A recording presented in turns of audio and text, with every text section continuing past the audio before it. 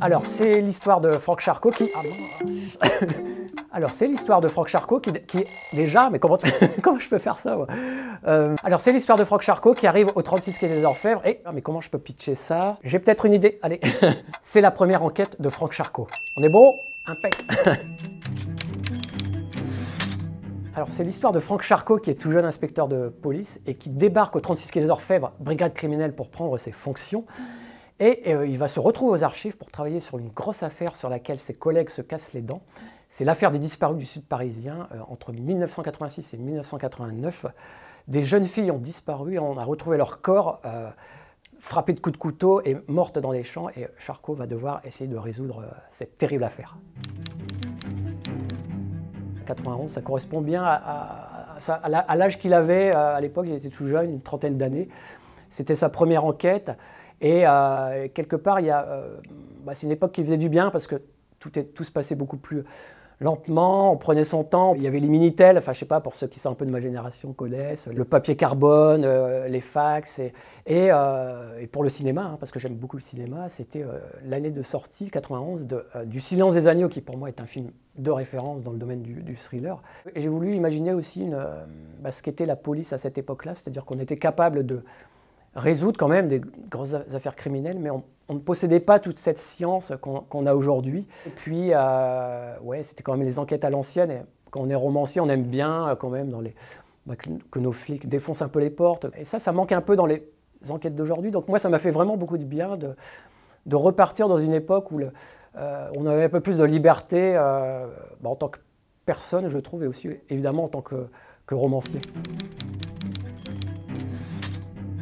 Pour écrire ce 1991, j'ai dû me resituer à l'époque. Alors par rapport aux souvenirs personnels, évidemment, qui sont ceux de ma propre vie, puis de resituer le contexte policier. Il y a l'émergence de grandes affaires criminelles. Alors il y en a eu avant, mais en 91, c'est Guy Georges, on connaît tous ce tueur en série, qui s'appelait d'ailleurs le tueur de l'Est parisien. Et donc moi, j'ai un peu en référence à cet univers pour resituer un peu ce qu'étaient ces années-là. J'ai effectivement créé une affaire qui s'appelle l'affaire des disparus du Sud parisien. Je me suis aussi beaucoup renseigné sur ce qu'était la brigade criminelle à l'époque, hein. Et puis au niveau aussi un peu guerre des polices, c'est-à-dire, alors non pas entre des services, mais dans les services entre eux, c'est-à-dire que la brigade criminelle, c'était à l'équipe qui allait ramener la plus grosse affaire et qui allait lever, comme on dit, la plus grosse affaire, c'est-à-dire la résoudre. J'ai lu beaucoup d'ouvrages de l'époque, je me suis renseigné auprès de policiers qui étaient en fonction à la brigade criminelle à cette époque-là pour pouvoir être le plus vraiment réaliste possible.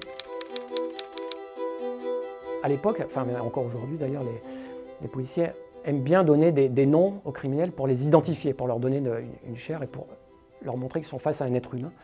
Et donc là, ils l'appellent celui-là le méticuleux parce que c'est le trait de caractère qui ressort le plus des traces qu'il laisse derrière lui.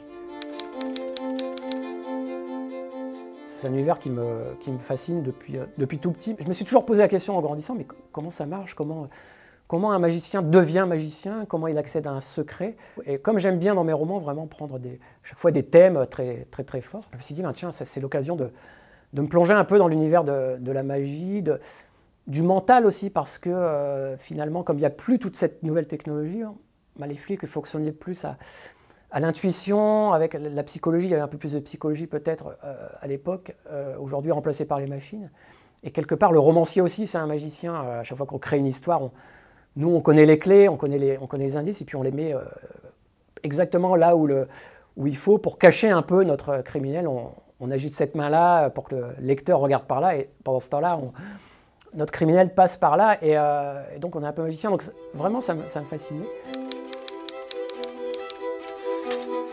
C'est un sujet fort pour un auteur qui veut faire peur, et en creusant, ça marche bien avec l'année 91 aussi, parce qu'on se rend compte que il n'y a pas besoin d'aller en Haïti pour trouver du vaudou, il y en a à Paris, et j'ai réussi donc à trouver dans ma documentation des éléments comme ça, très très intéressants pour les remettre dans le roman, et donc ça fait du bien aussi dans une enquête très judiciaire, hein, à la police, d'avoir un peu des éléments magiques comme ça, qui vont nous dresser les poils. À un moment donné, il y a des passages très très forts, très effrayant, et j'espère que ça va fonctionner avec les lecteurs. Vous allez avoir les poils qui se dressent sur vos bras.